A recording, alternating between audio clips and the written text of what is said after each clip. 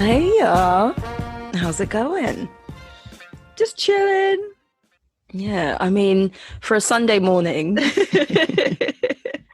not much else you can do. I know. It's the dressing gown episode, as It I is. previously said to We're you. both in matching grey robes. Yeah. Yeah, this is our first Sunday morning podcast. So maybe the vibe will be more chill, or who knows? Maybe. Yeah, so what have you been getting up to? What have I been getting up to? Not a whole lot. It's that thing of like when you try to think what you've done. Oh, I'm so bad at that. When people ask me, I have no idea. Yeah, not loads, just chilling, trying to like just feng shui and make my home a bit nicer because I think we're going to be spending lots of time at home. That mainly. How about you? Yeah, just trying to tidy up, organize all my little bits and bobs. What else? Oh, so my passport's run out and it ran out like a month ago, last month, and I have needed to renew it. And I don't know if you've ever seen my passport photos, but my last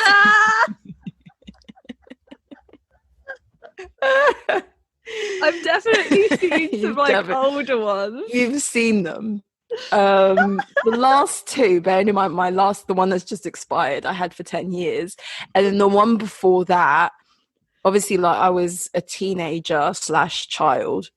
And those cheeks couldn't hide themselves. Oh, God. They were just really ugly pictures of me. They were just really, really bad. I don't think anyone looks nice with like a one straight time I went face. to Spain, and no, but I just look. I think also both the pictures for some reason came out really dark and really gloomy. So you know when it like. I think you remember these pictures because you're laughing way too hard. Anyway, so when you went to Spain, what happened? Yeah, so the customs officer looked at me and laughed on one occasion. And I was just like, yeah, mate, like I know it's really bad. I didn't say that, it but looks like a mugshot is what I would describe it. Like you look like you're really not happy. It looks like a mugshot in a dark room.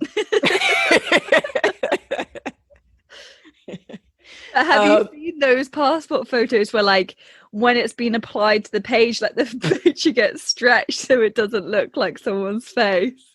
Like I think something happens in that process sometimes. No, I haven't seen those.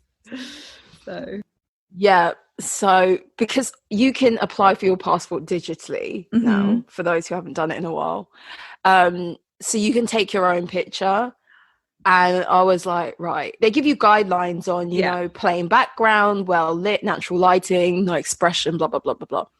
So I was like, right, I can take my own picture. Because the last time I got my picture done, no word of a lie, I actually went round the corner at my parents'. There was like this little like photographer. He had his own shop. So I actually got my picture professionally taken and they still came out rubbish. But this time, yes, I did it myself. So I was like, right, I'm going to like do my hair, hence why it's slick back now. Ooh. And I'm going to like do my makeup, did the lot, lip gloss, eyeshadow, nice. liner, falsies. I was like, I need to just look.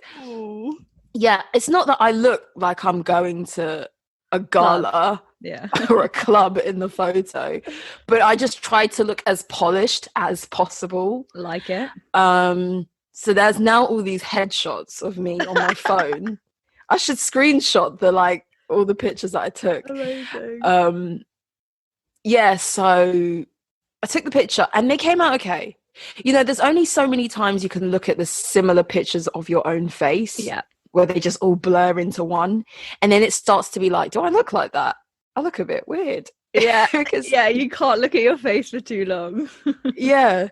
So I've done it. I've applied for it. I've uploaded the photo and whatever.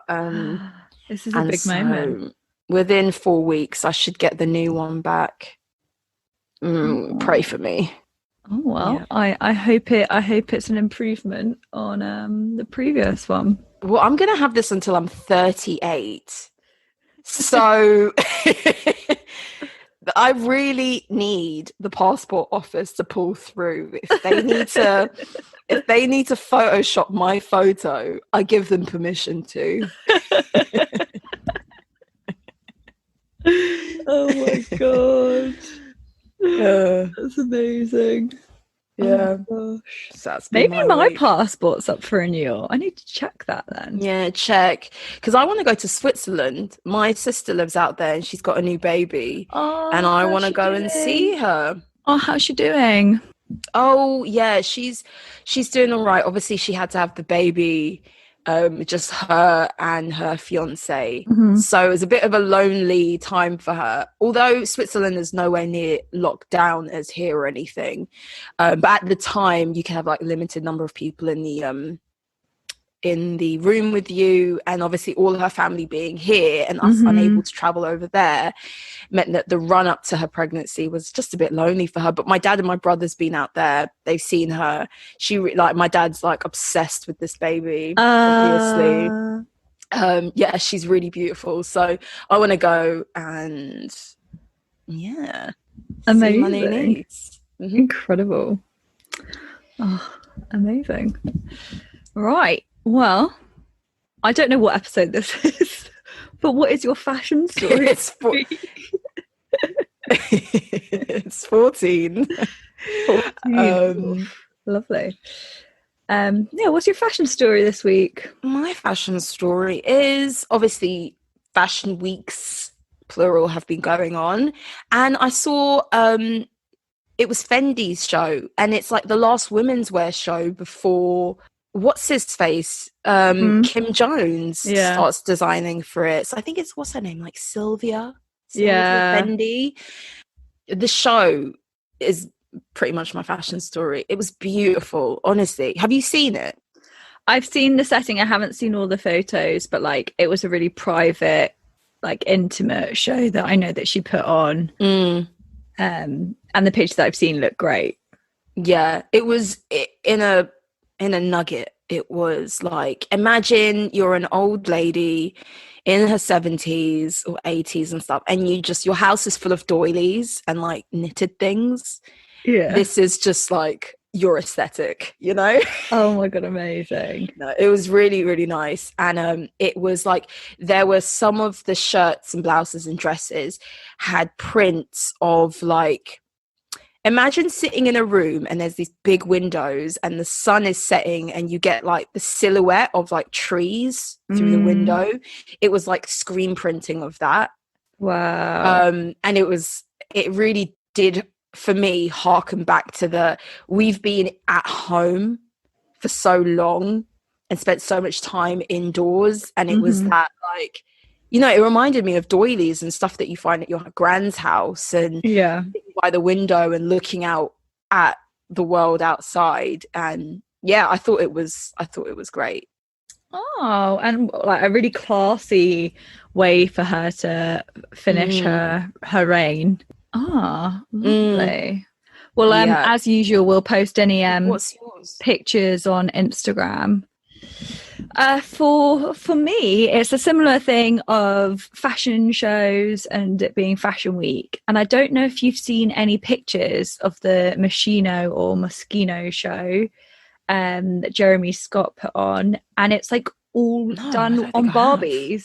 They're all like puppet Barbies. Oh, is it kind of like Dior couture, like on the dolls type ish? But obviously with a Jeremy Scott twist, and it's puppets, and obviously all the clothes have been made to fit a Barbie, and the audience looks like are Barbies, and one looks like Anna Wintour. Like they look like different people. It's really cool. It's really cool.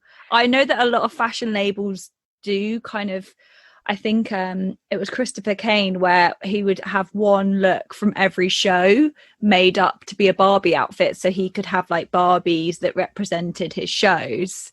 But and I think a few designers often do that kind of a thing. But yeah, it's really cool. It's really like the clothes are like so in my opinion, but the execution and the idea is so cool. But yeah, so that is gone, just flew under my radar, to be honest. It totally flew under mine, to be honest, until this morning when I was trying to find the fashion story. I'm just transparency. yeah, I mean, last minute, it's fine. I'm just googling it now. Vogue Runway has pictures. Yes, they are more puppet, because when you think of Barbies and you think of Jeremy Scott, and obviously you think of Moschino, it's so Barbie like in the fakest, most like Las Vegas, Hollywood, LA type plastic version. Exactly. But this is a little bit more like demure as puppets. It's really cool. Really cool. And this is not normally the sort of clothes that we see Moschino come out with. Well, not for a while anyway. Yeah, exactly. But yeah, I just think it's kind of, we've talked about this a few times in different episodes, but this is a time to kind of really be creative, and like it's supposedly a creative industry, and I've really enjoyed seeing the different outputs that people have done. And maybe once Fashion Week's over, we can do a little summary of our favorite shows, kind of how we did it. Because there's some really cool ideas coming out there of how to put on a show. Some fashion houses are just having their staff attend the show, and which is nice as well. Yeah, to enjoy their hard work. Exactly. And then this puppet thing, I think, is great. And then some people are just completely doing kind of a digital video, or like just a social distanced, like very private facing. Like it's I don't know, it's maybe making, like, it could be bringing back that exclusive fashion world again. You know how like it was way more private before. I don't know, but that raises the question, is that a good or a bad thing? Who knows? I don't know. It's a different topic for a different time, I suppose. Yeah, because this week our topic is, we're going to discuss our different paths of how we ended up working in fashion. And I think we have very different paths on how we led there, and also we work in different departments, so naturally it will be different. But I guess we hope that it's kind of, if you're interested in getting into fashion, it shows you that there's more than one way of getting into it, but also just gives you an idea of a realistic path of how people did it. Yeah, very true. Go ahead, Mim.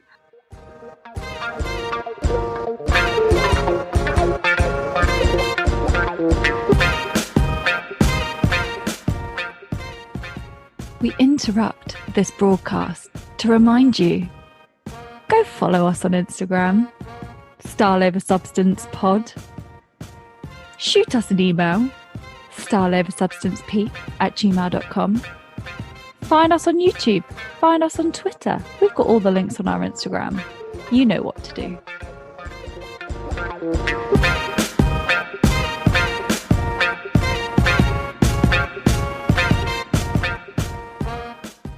I always find it weird talking about how I worked in fashion and what I do. I don't know why. It feels so cringe, because it does feel really cringe, and it feels like, oh my god, like everyone wants to be where I am. Yeah, exactly. It's like, we're not sitting here being like, we are the CFOs or the CEOs or the creative director of blah blah, or we're the top dog of some fashion house or retailer or whatever. Not at all. We're just pretty normal regular Joes in the middle, somewhere in the middle. So it's not from a position of, if you want to be like me, this is what you have to do. Yeah. It's just more like, this is just realistically how people get into roles such as, and an industry that is notoriously hard to get into. It's not, like, we're not trying to be praising ourselves, that's for sure. Exactly. Okay, so for me, I know it sounds really corny, but I always really loved clothes and fashion and watching all of that stuff on TV and looking in magazines and just like for me, okay, so I studied at university nothing to do with fashion. Mm-hmm. I studied modern languages, and a way that I learned to read in Spanish and Portuguese is I used to buy the Grazias and the Cosmopolitans and all of that in that language. And I would learn about, like the word for blouse and, just stuff that to me was relevant to my interest. I would sit there and read these magazines, and that's how I learned these languages. Well, that's how I learned, primarily to like read them. Because I wasn't about to read a whole novel. It just, whatever.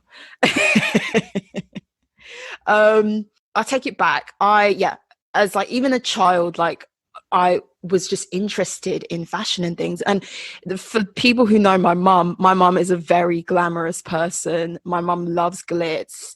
She loves... Shout out to Mim's mum. Yeah. So I was surrounded by someone who appreciated clothes. And so, just like both of us, we'd always been interested in art and design. And I think we just carried that sense of like creativity with us as we grew older. But I just started working on the shop floor as like a sales associate. And I didn't pursue a career in fashion so much as that I knew I could work in shops. And so I just got jobs in shops like that. Worked on the high street, and then I worked in like a premium high street brand. And then I worked in a luxury brand actually in Spain. And then I came back and started working in luxury department stores. And then that's how you kind of... One thing is, once you work for a luxury brand, you're able to work for more luxury brands. Does that make sense? Yeah. Like you can stay in that tier of fashion once you've broken into it. I think for my experience, and you would probably say for your experience, if you work for just a kind of contemporary brand or a high street brand or whatever, the demands are probably different to when you work in luxury. Yeah. And when you interview for a luxury brand, they want to know that you have already worked in luxury. So the easiest way to do that, from my point of view, was to work in a department store, because you could work for Topshop. It would be Topshop in Selfridges. And that's how you maneuver your way into luxury fashion. Yeah. Everyone knows Selfridges, and no one's going to dispute that you know how to serve to a clientele which is more affluent, more demanding, more this and more that.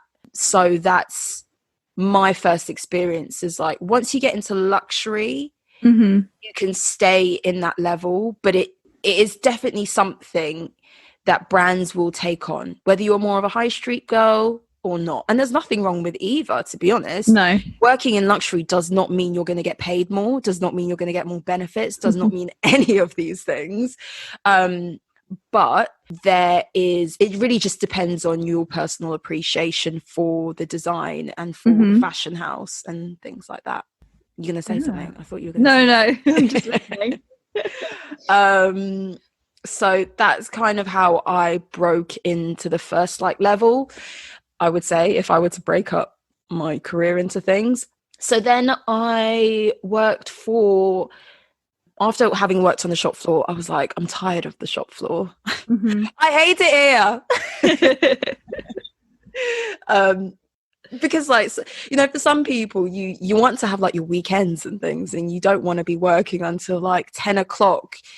during the summer, because you work in Harrods and the Middle Eastern clientele is in town, so the opening hours are longer and stuff. You get to a point where you're like, I don't want to do this schedule anymore. And for me at the time, I was also living outside of London, so when I factored in my commute, I was getting home at like 12 o'clock. So then I started working for an e-retailer, like a website that has a lot of fashion brands, a lot of luxury in particular.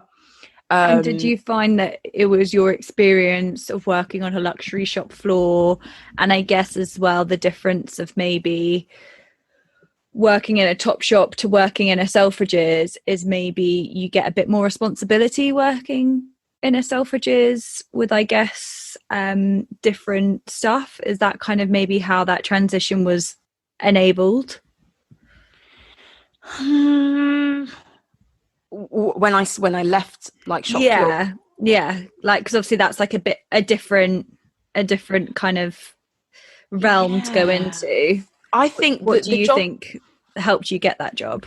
The job that I went for was it was to do with sales, and it was to do with customers and customers' orders and things like that, and all those skills that I needed for that role I'd already acquired on the shop floor. It's like when you go for any job, you try to like tweak whatever you've done to be like the most relevant experience ever for that job that you're going for. Interviews but it was literally it was like doing the same job but not walking around. They trained us how to do like the computer stuff. Fine. So that wasn't a problem. But what they were looking for from you is like really good communication and experience with these sorts of brands, and how to sell these sorts of brands, and how to deal with these customers who expect a lot more customer service. For example, if you shop in Topshop, you go in, you pick up what you want, you might ask a few questions, but you're not expecting like the world from your sales associate. And whereas if they don't really come back to you, like, it's rude, but like you get over it. yeah, exactly. And like, and everyone who works at Topshop is like early 20s. They're like in their 20s and whatever. And but for like customers who are spending thousands on a website, they can't touch or see the actual product in real life. And also they are shopping in boutiques which are treating them like the best. They are gonna want a lot more attention or demand it. Not all people are horrible and snobby, but just, just comes with it. If you're gonna spend 1,500 on a bag on a website, you're gonna expect a bit more. So anyway, that was how I kind of like got into the office, quote unquote office. And kind of doing that luxury, being in the luxury world, but from an office perspective, and learning a lot more about different types of brands and things. And then that's when I then moved into merchandising, because it was like, okay, I have experience in logistics, in like online fraud, in stock, obviously because we were taking care of people's orders, so stock levels and things. And that's what merchandising is pretty much about. It's about stock and it's about quantities. And the job that I went into was like entry-level merchandising. So I could kind of spin certain skill sets to suit that. And it's like annoying because to get an office job, it's like with everything, they want you to have worked in an office before in some capacity. So it's about breaking down the sorts of skills you might need to move up, and then see what job can give you that from where you are. Does that make sense? Yeah. And then once you're in merchandising, you can decide. Merchandising and buying, they sit right next to each other. And if you work in merchandising or you work in buying, you can see what the other half do, kind of experience what their roles are in comparison to yours, and how that fits into a fashion brand as a whole. Yeah. Different brands are going to divide up buying and merchandising in different ways. Like where I used to work, it was called like inventory management. It was an American company, so they had like different terms for it. And the buyers were a lot like merchandisers, because the actual buying team, like the procurement team, were in America, and they had a different role to the buyers who were in the UK. So like depending on which brand and which company you work for, these names are a little bit interchangeable, and they're a little bit different, and they're broken down in slightly different ways. But if you're in merchandising and you decide, you know what, I actually want to go into buying, you can make that transition if you spin your skill set. And also keep your ear to the ground of observing what, you know, your team next to you are doing, and understanding that you've got those skills, but they flip them in a different way, like you said. 100%, exactly. So that is my career so far. It's not. Also, one thing I should always say is like, okay, I didn't study a fashion degree or anything, but I really don't think people understand just how many job roles are involved in fashion. It really is like any other company. Forget about the clothes and the shoes and the bags and whatever. You could be passionate about designer goods, luxury fashion, whatever, or just high street fashion, or, you know, but go and pursue an IT degree, or go and pursue an economics degree, because economics is great for merchandising, it's great for finance, it's great for buying. These are all like roles that demand numbers, and you could work in the IT department, or you could be the one who merchandises the website, because you know how to build websites and you know how to manage them. So, and that's like, you could be doing that for Matches Fashion, you know. So you're really in the thick of the stuff that you like, but you don't have to be designing it. No. Most people aren't. So that is the design departments tend to be the smallest departments. So so that's me anyway. Oh, very cool. What about you? So for those who are new, I work in design, and I probably had a much more traditional path, if it's called that. So from a really young age, I knew I wanted to be, I thought, a clothing designer, but I'm an accessories designer.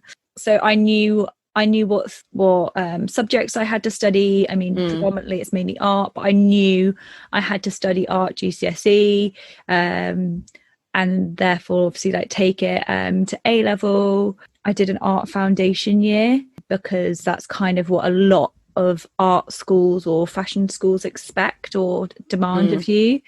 And I didn't need to use mine. I ended up going to a university rather than like an art school, just wanting a more varied experience. Do you think, sorry to cut you off, no worries, but do you think that was a benefit for you to go to a university and study design, as opposed to go to an art school or an institution which is more known for design and art and you know, creative arts, whatever?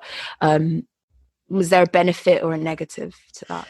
There was probably a negative. The reason that I wanted to was at my art foundation, I was just only obviously surrounded by art students, and like, bearing in mind, a lot of my friends at school also studied art, so it's not like I have a problem. Yeah, there was a ton. Yeah.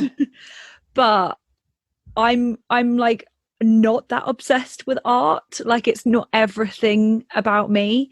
I have loads of different interests. Like, I love history, I love talking about different stuff with people, and I kind of found that wasn't really necessarily something that everybody else was like, that a lot of people did spend their entire spare time going to galleries or whatever. And I was like, no, I don't do that. Like, I also want to watch like a crime documentary, like all sorts. Yeah.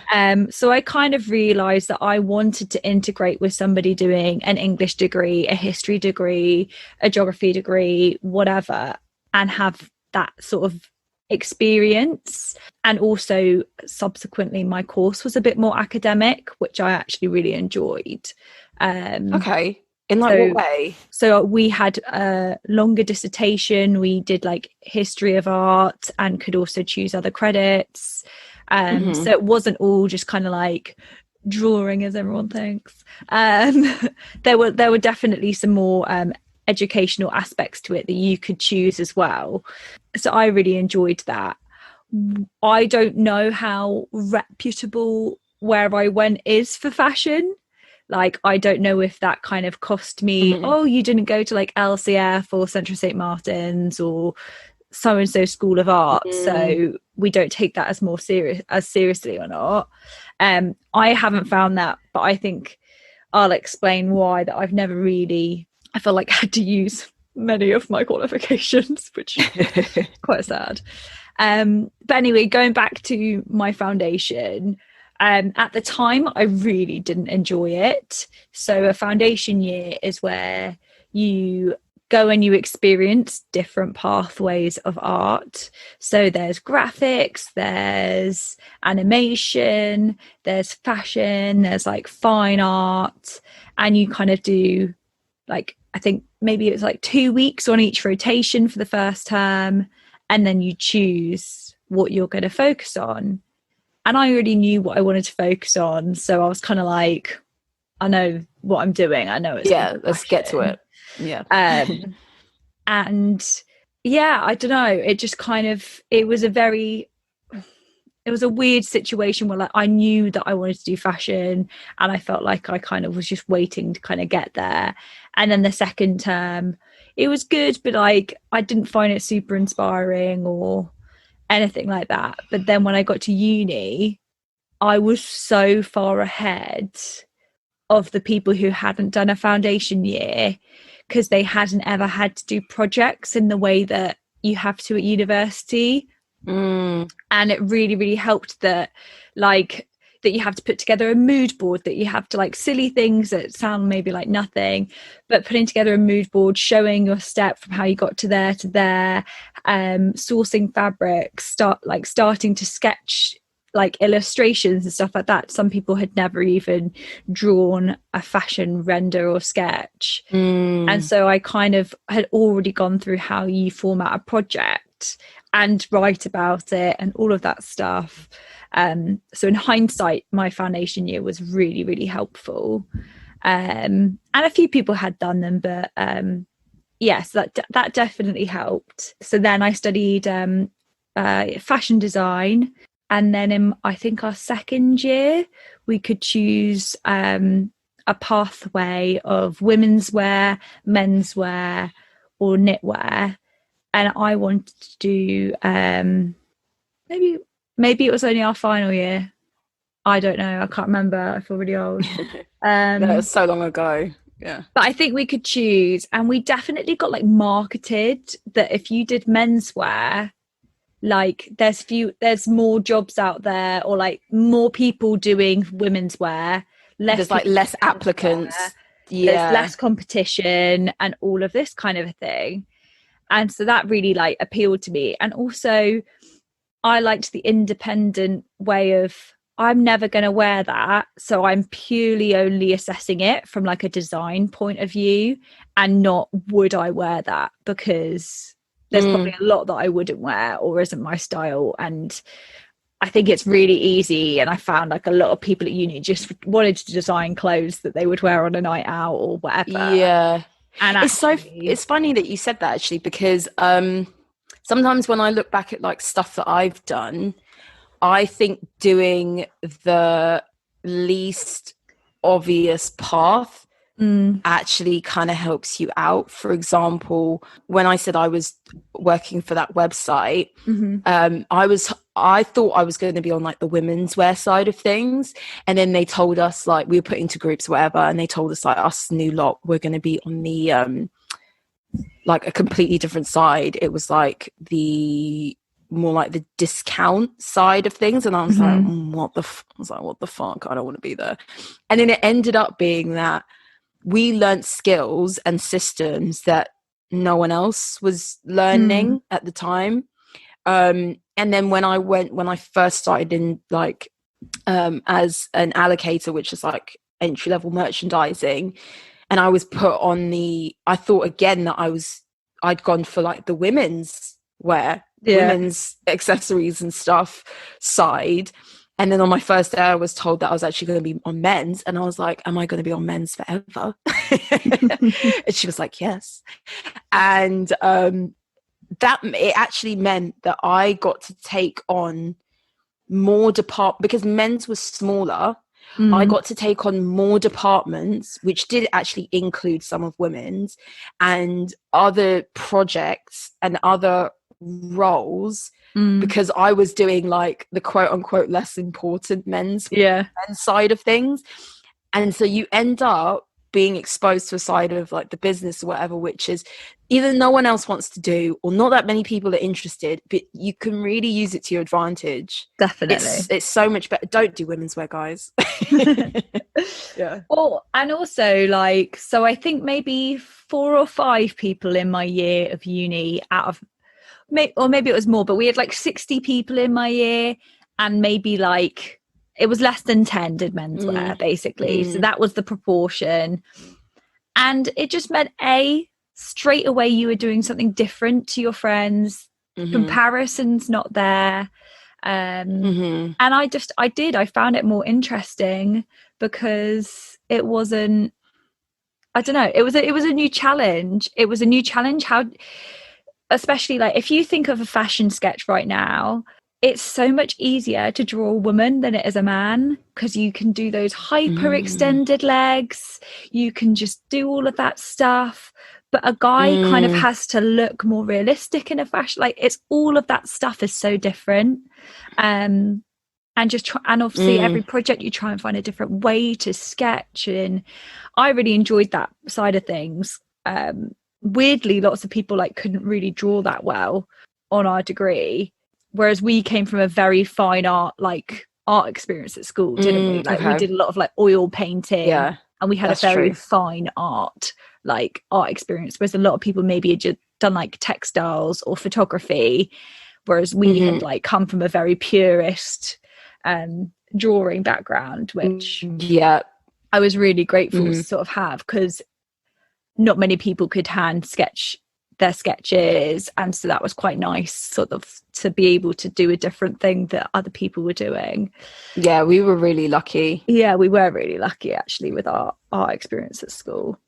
And so then you could sign up for basically doing an industrial year at university, and the time old tale in fashion is you can't really be hired if you haven't got work experience. But how do you get work experience, basically? So most of our year did that. I would say 50 out of the 60 people did the industrial year.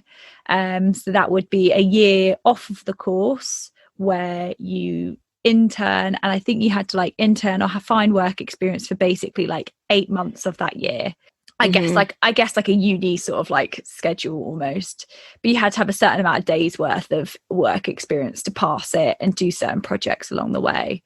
And so I was trying to apply for internships, and it was so hard. It was really, really hard, because obviously like you search for an internship and you type in all like the proper fashion names. You're like, oh, like, yeah, I could work there. You hear the rumors of like, never go to McQueen, you'll die if you go there, and all of that stuff. And it was really hard to like even just hear back, like the amount of emails I must have sent off and not heard back. And then luckily our uni had a database of places other people had been, and I just applied to loads of different places on that database, and a place got back to me, and they were such a small brand. Like obviously I'd never heard of them. I'm still not like the biggest fashion, like I don't spend my time looking at loads of different people or independent brands. Like I love fashion, but I also love other things. Well, I hadn't heard of them and sort of went along for this interview and at this amazing studio. And like genuinely, like maybe 2 brands replied to me out of like 50. Yeah. Because everyone else is also looking for your whole year as well. Of not only your course, but lots of places do it. Yeah. And one thing that is a bit different, when I was doing this, you didn't have to pay interns. There's now some legal requirements on stuff like that. You didn't. I think you could still get away with it if people are doing it for university. You don't have to pay them. But anyway, there wasn't like a funding problem or anything like that. So yeah, I went to an interview, and in hindsight, I'm going to add, what do you have to interview somebody about for an internship? Like this internship. So at some companies I've worked, interns have had real responsibility. Okay. But this one was just kind of have like an office lackey. And it did grow into something because I stayed there for a long time. But a lot of time internships can be like 1 month or 2 months. Like you can't trust anybody or like teach them loads in that time. So I was like, in hindsight, like going through my designs and my portfolio, like, oh my God, being so nervous. And at the end of the day, you're going to make me order like TNT and make tea for people and help box up stuff or like go on an errand. Like I'm not designing the new collection. But yeah, so I got that internship and I was so pleased. So finished my second year and went and did that. And I was there for 6 months and I really enjoyed it. I experienced every department because it was such a small brand. There were maybe 8 people working there. So I helped out the design team. I helped out the knitwear lady. I helped out the pattern cutter. I helped out the girl doing merchandising and the operations side of things. I helped out product development and making sure that the factory packs were ready. And I loved knowing and learning the whole process of the business.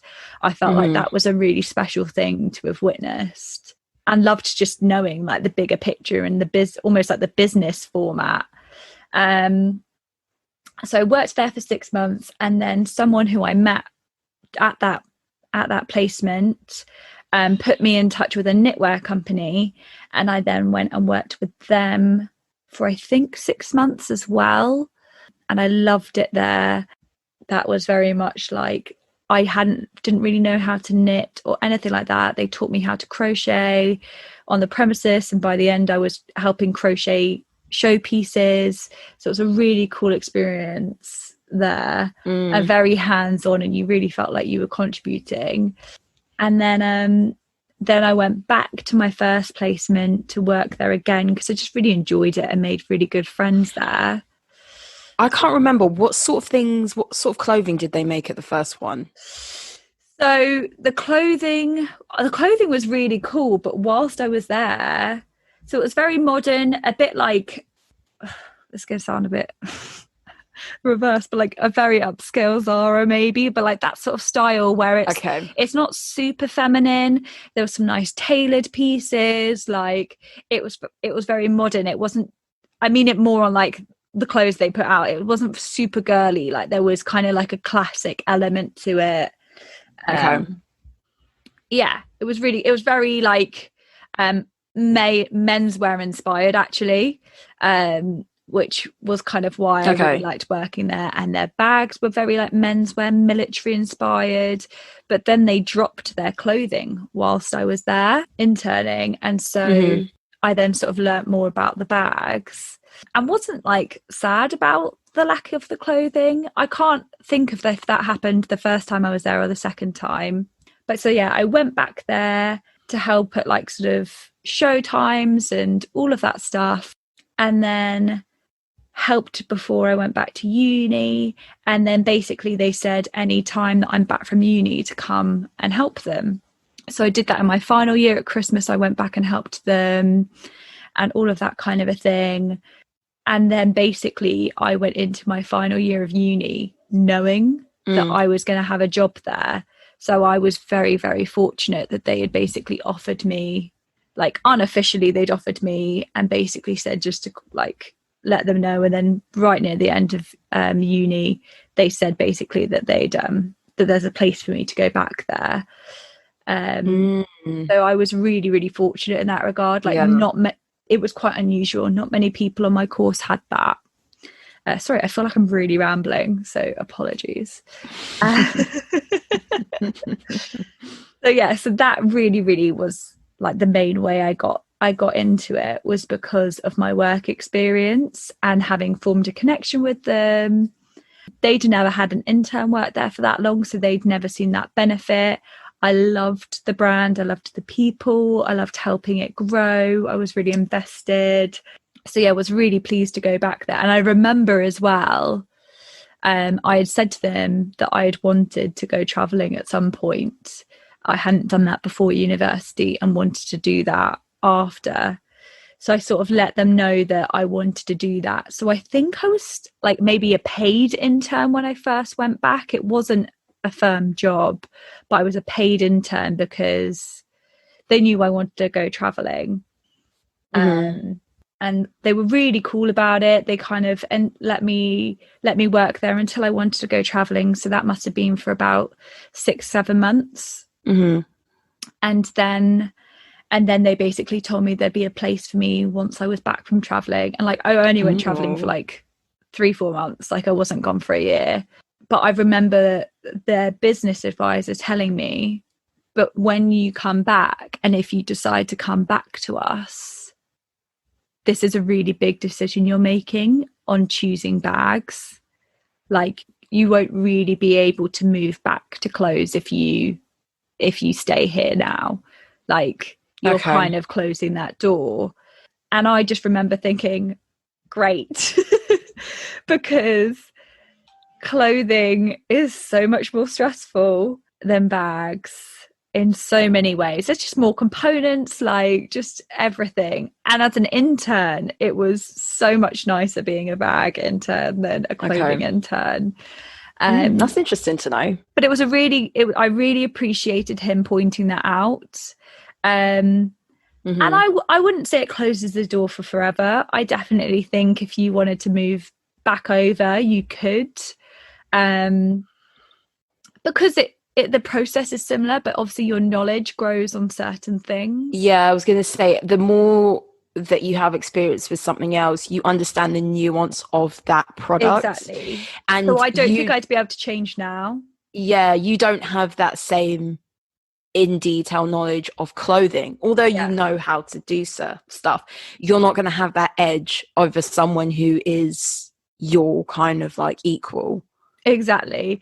But what was great was that because I'd come from like a clothing pattern making and all of that stuff, that really helped in some ways, that I had a different approach to somebody who'd maybe had the traditional, because you can study accessories. But I was then just a sponge because I hadn't studied it. I learned actually what it was like in a job, which I think is so useful in times, because it's like with school, they teach you different things, but nothing prepares you for what it's like in actual real life. So yeah, I learned so much from the factories. I was so keen on learning that. And then my sort of second job in fashion came from knowing somebody. It's that horrible cliche that I really resented when I was first in fashion, or trying to get there. Was that thing of, you have to know somebody, it's all about who you know. And I was like, well, I know no one, so that sucks. But yeah, a woman that I'd worked with at my previous company, and she'd moved on a few years before. So I was at my first company for a long time. Yeah, she was the head of the department then, and so she got in touch with me about it. And that kind of was really, really like how I've sort of negotiated things, has been either somebody I know telling me about a position, that they got alerted to it earlier than like it being released. But yeah, so it was quite like a traditional route, and I was just really lucky that my internship hired me, because it's really hard to get jobs. Do you think it's hard to find design jobs, or is it just hard to obtain them because there's so much competition of other people going for the same thing? Because for me, I think there are quite a few merchandising jobs out there. I don't think there's really like, people might have a different experience, but there's loads of them out there. It just depends on how much experience you have in order to get them. But with design, I don't know.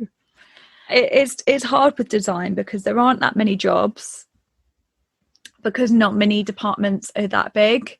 So, for example, if a company grows, you don't necessarily grow your design team.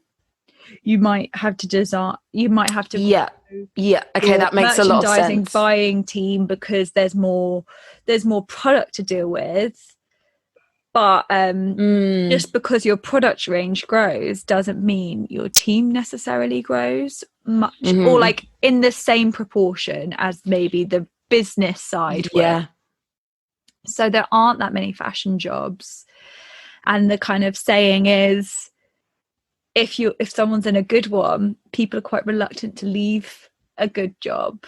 And also it's really difficult because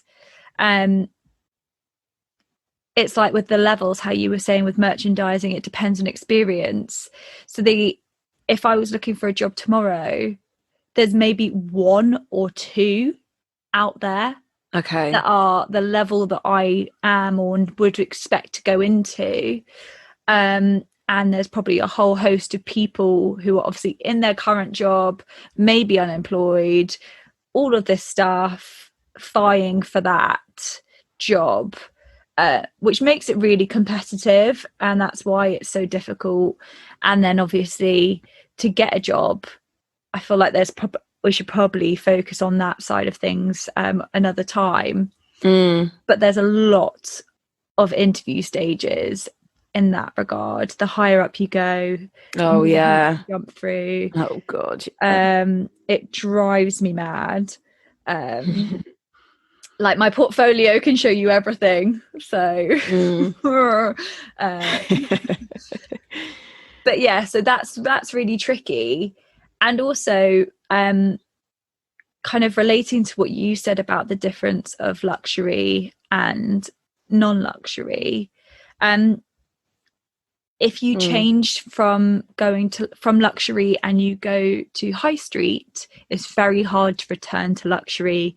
So it's not like, oh, you've just worked for Alexander McQueen and then you go, and then I want to go work for Zara, and then I'm going to try and apply for Chanel. That's not going to work. Like, you kind of, your trajectory has to stay in luxury or on the high street. So it's very hard.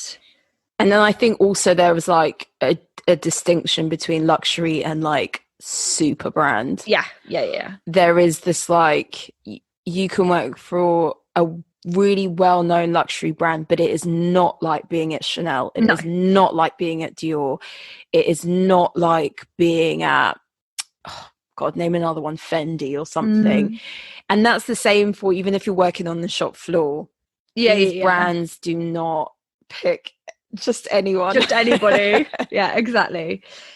So yeah, it's really difficult. And obviously, like, that's kind of the aim, I guess, of anybody who works in like luxury, is that you want that.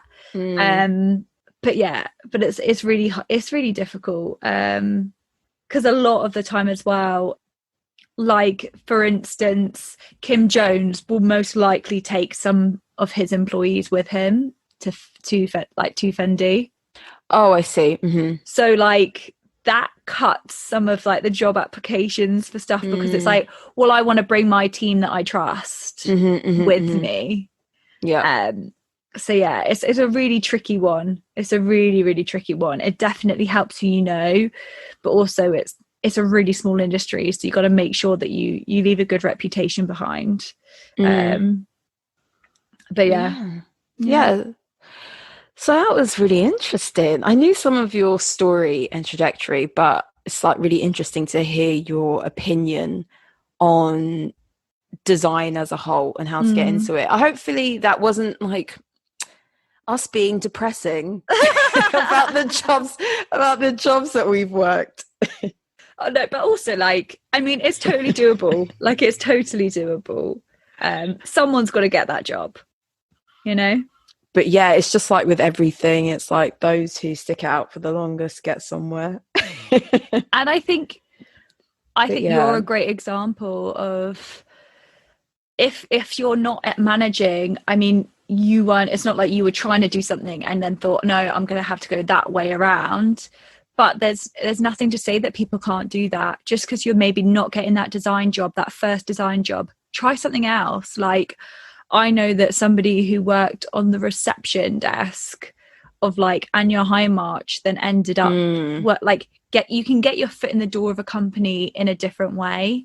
Like, and nice companies, like, it's not a guarantee, but nice companies, if you say, actually, I'd really like to one day work in design, they might not hire you for it, but they could help you or give you some advice and say, actually, I know my friend over at so-and-so's wanting an intern. Like, there's ways, like, try and get your foot in the door in whatever capacity. I think is definitely worthwhile.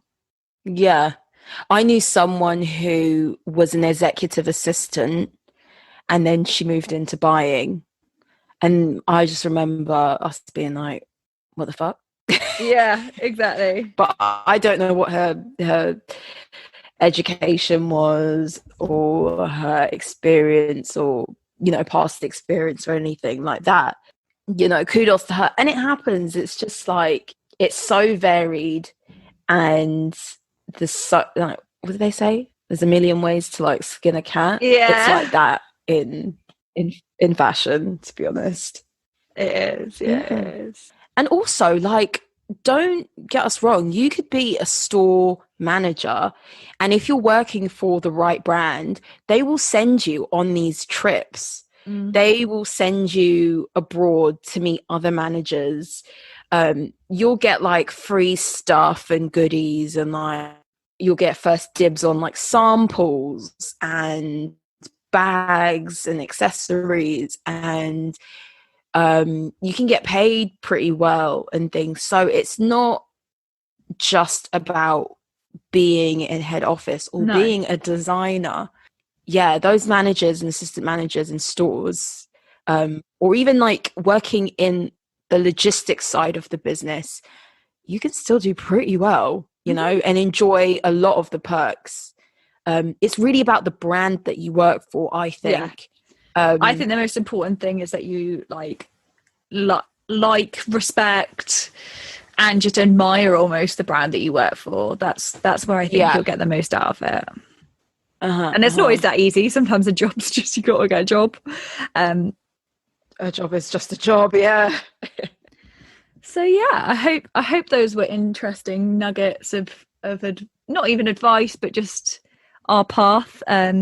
Once again, I want to reiterate, we are not preaching that we are a scheme or a mold to follow. Thank you for listening to another episode of our podcast. This has just been a really candid episode. Hopefully you gain something from this. If you've got any suggestions of other topics similar to this, we'll probably do one about pay. And we'll probably do one about like degree courses or something like that, because I find that interesting. See you next week, guys. Bye.